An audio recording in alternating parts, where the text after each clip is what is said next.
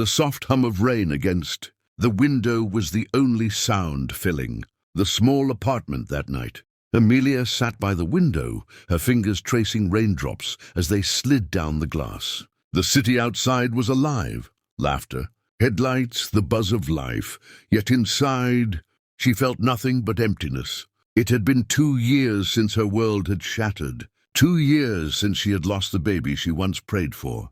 2 years since the man she thought she'd spend forever with walked out of her life the same night. The doctor whispered the words that still haunted her. You may never be able to carry a child again. Those words had buried her heart deeper than any grave. She wasn't just broken. She was convinced she was unworthy of love, of motherhood, of happiness. She had once dreamed of lullabies and tiny footsteps, of bedtime stories and little arms hugging her tightly. Now she lived in silence. Her world was paint on canvas, dull, grey and cold. She filled her days with work, teaching art to children at a local community centre. It was her escape, her only connection to the innocence she thought she'd never have again. Every smile, every giggle, every Miss Amelia, look what I made, warmed her soul, but also twisted it with pain. Because no matter how much she smiled back, a quiet voice whispered inside her, "You'll never be a mother." That day started like any other. A rainy Tuesday, a class of excited children, and Amelia pretending everything was fine. But destiny had its own plans. As she packed up brushes after class, a man's voice broke the silence behind her, warm, steady, and deep. "Excuse me, are you Miss Amelia?" She turned, startled. Standing at the door was a man holding a small umbrella dripping with rainwater. He looked like life had tested him but never broken him. Tall, with eyes that held both sorrow and strength. "I'm Daniel," he said, extending his hand. "My kids can't stop talking about you." Amelia blinked, unsure. "Your kids?" "Yes," he chuckled, scratching the back of his neck nervously. "Jake, Lily, and Noah. They're in your art class. The trio that paints more on each other than the paper." Amelia laughed softly for the first time in days. "Oh, those 3. They're my little troublemakers." He smiled, relieved to see her laugh. "I wanted to thank you. They've been through a lot. I wasn't sure how they'd adjust after their mom passed away last year. But they talk about you like you're some kind of superhero." Her heart froze at the word "passed away." There was a depth in his eyes that mirrored her own pain, the kind of pain that changes people. She felt something stir inside her, something she hadn't felt in a long time. Connection. Over the next few weeks, Daniel and the kids became a quiet constant in her life. He'd pick them up from class, always with that warm smile, always asking how her day was. The kids adored her. They'd run to her, hugging her waist, showing off their messy art projects. "Miss Amelia, Daddy said we can make cupcakes for you next time. Can you come to my birthday? Can we paint your cat?" They filled her grey world with colour, laughter, and the chaos of innocence. But with every laugh, Amelia's fear grew. She started noticing how Daniel looked at her, not with pity, not with curiosity, but with gentle admiration. It terrified her, because she knew what she couldn't give. A family, children, the one thing every good man deserved. One evening after class, Daniel lingered as the kids played with colours. "You know," he said softly, "I haven't seen them this happy in months. You've brought light back into their lives." She smiled faintly, trying to hide her trembling hands. "They're wonderful kids. Anyone would love them." His gaze softened. "You mean you love them?" Her breath caught. She didn't know how to respond, so she busied herself with paintbrushes. He didn't press further, just smiled and said, "Maybe we could all have dinner sometime. Nothing fancy, just family." That word and family echoed painfully in her chest. She wanted to say yes, but all she heard was the doctor's voice in her head, cruel and final. "You can't be a mother." So she pulled back. She started avoiding his calls, making excuses, skipping classes when she knew he'd come. She couldn't let herself fall into something she'd only ruin. One night there was a knock at her door. When she opened it, Daniel stood there, soaked in rain, holding a bag of takeout and 3 tiny, handmade cards, each one covered in crayon drawings. "They made these for you," he said gently. "They cried tonight because they thought you didn't want to see them anymore." Tears welled in her eyes. Daniel, I can't. He stepped closer, eyes kind but firm. Amelia, what are you so afraid of? Her voice cracked. You don't understand. I can't be a mother, Daniel. I can't give you or those kids what you deserve. He looked at her for a long moment, then did something she never expected. He smiled, not out of pity, but out of something deeper. Amelia, he said softly, I've got 3 kids who already call you Mama. You've been that for them. Without even trying. Her tears fell freely now. She wanted to argue, to say she couldn't, but she saw it in his eyes. The truth, the love, the acceptance. He wasn't asking her to be perfect. He was asking her to be real. That night, for the first time in years, Amelia let someone in. She let herself cry in someone's arms. She let herself feel what she'd buried under pain and fear. Hope. As the rain softened outside and the city lights blurred through her tears, she realized something. Maybe motherhood wasn't just about giving birth. Maybe it was about giving love, the kind that heals, the kind that stays, the kind that makes broken hearts beat again.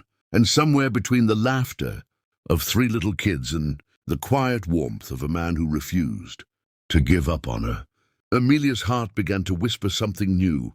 Maybe I can. The morning sun crept through Amelia's curtains, painting her small living room in gold. She sat on the couch, still clutching the little crayon cards Daniel's kids had made her. We love you, Miss Amelia. You make us happy. Come back soon. Mama. Those simple, messy words carried more warmth than all the years of silence she had endured. They had seen her heart, not her scars, not her past, just her love. And in their innocent eyes, she was already what she thought she could never be. For the next few days, Amelia found herself caught between fear and longing. Daniel didn't push her. He simply waited. Every morning, a small text would arrive. Good morning, sunshine. Hope your day is kind. Lily drew a family picture today. You were in it. Noah asked if Mama Amelia can come to his school play. He never begged, never demanded. He just stayed, like the steady rhythm of a heartbeat she didn't know she needed. One evening, as the sky turned violet, Amelia made her way to the community center.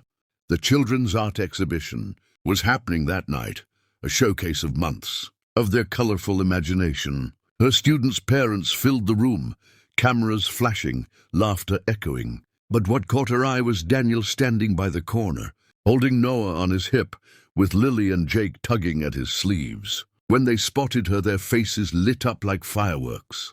Mama Amelia! They squealed, running straight into her arms. Her heart swelled, and for the first time she didn't stop them. She knelt, wrapping them all in a trembling embrace. I missed you, she whispered, her voice breaking. We missed you too, Jake said proudly. Daddy said you just needed time. Amelia looked up at Daniel, whose eyes held nothing but gentle patience. He gave a small nod. No words, just trust. The exhibition went beautifully. The children's paintings were full of love, chaos, and colors that seemed brighter than usual. One of Lily's drawings caught Amelia's attention. It was a stick-figure family, Daniel, the 3 kids, and beside them, a woman with long brown hair. On top, written in crooked letters, my new mama. Tears blurred Amelia's vision. She turned to find Daniel beside her, his voice low and kind. They've already made their choice, Amelia. The question is, will you let them love you? That night she couldn't sleep. She kept hearing his words. Will you let them love you? She had spent so long running from love, afraid it would break her again, that she never realized love wasn't asking her to be whole. It was offering to heal with her. She finally understood that maybe she didn't have to give birth to children to be a mother. She just had to open her heart to them. A few weeks later, Daniel invited her to their home for dinner. It wasn't fancy. Spaghetti, mismatched plates, laughter, and the sweet chaos of family life. Lily was setting the table while Jake and Noah argued about who got to pour the juice. Daniel cooked, humming quietly, looking back at her every few minutes as though afraid she might disappear again. When Amelia walked in, the kids screamed in joy. Mama, Amelia's here! They ran to her, wrapping their tiny arms around her legs. She laughed, tears filling her eyes. You 3 are going to make me cry. Good, Lily said cheekily. Daddy cries too sometimes. Daniel shot his daughter a playful glare, and Amelia chuckled. The atmosphere was soft, warm, and filled with something she hadn't felt in years, belonging.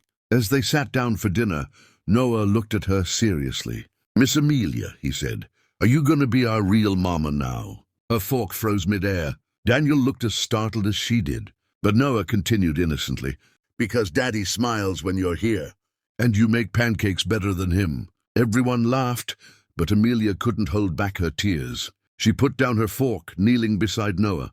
"Sweetheart," she said softly, "I don't know what real means, but I love you all very much, and if you'll have me, I'd like to be here always." Noah grinned, throwing his arms around her neck. "You already are, Mama." That night, after the kids went to bed, Daniel and Amelia sat on the porch. The crickets sang, and the stars glowed softly above. For a long moment, neither spoke. Then Daniel broke the silence. "I used to think life was done with me," he said quietly. "After Sarah passed, I promised myself I wouldn't let anyone else close. But then you showed up. You didn't just teach my kids to smile again, Amelia. You taught me." She looked down, her fingers nervously twisting together. "Daniel, I was so afraid. I thought love was something that would destroy me again. I thought I couldn't give you what you needed." He took her hands gently, his thumb brushing her knuckles. "You already have. You gave me hope. You gave my kids a mother's love when you didn't even realize you were doing it." Her tears fell freely now. "But what if I'm not enough?" Daniel smiled, his voice steady. "Amelia, you were enough the day my children started calling you Mama." Then he reached into his pocket and pulled out a small, simple ring, silver, delicate, not flashy, but full of meaning. "You once said you couldn't be a mother," he said softly. "But I think you already are one, in the purest way there is. You love without conditions, without promises, and that's what makes you ours." Amelia gasped, her hands trembling. Daniel." He knelt slightly, not in grand ceremony, but in sincerity. "I'm not asking for perfection. I'm asking for partnership, for love, for laughter, for the family we've already started building. Marry me, Amelia, not because my kids need a mother, but because we all need you." Her heart burst open like a sunrise after years of darkness. She didn't hesitate this time. She threw her arms around him, tears falling freely. "Yes," she whispered, 1,000 times yes. Inside, 3 little heads peeked from behind the curtain, giggling, whispering, and trying not to get caught. When Daniel and Amelia turned, the kids ran out screaming. "She said yes. She said yes." They jumped, hugged, and danced in the middle of the porch under the night sky. For the first time in years, Amelia felt whole. Not because life was perfect, but because she had found people who loved her through her brokenness. She finally understood that motherhood wasn't about giving life.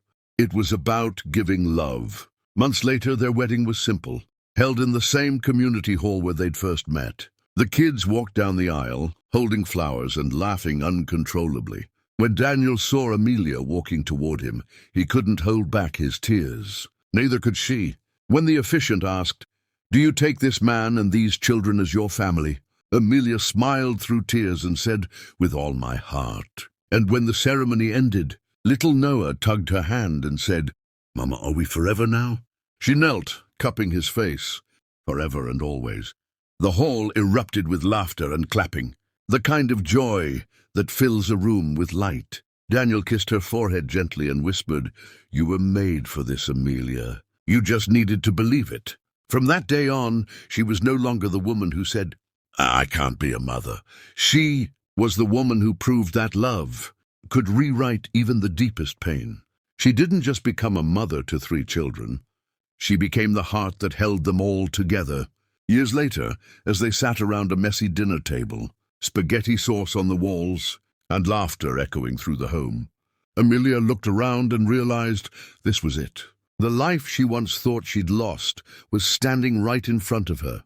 It didn't come wrapped in perfection, but in love, laughter, and tiny fingerprints on every wall of her heart. And as Daniel leaned over, brushing a strand of hair from her face, he whispered the same words that had changed everything. "You said you can't be a mother," he smiled. "But I've got 3 calling you Mama already." She smiled, tears glistening in her eyes. "And I wouldn't change a thing."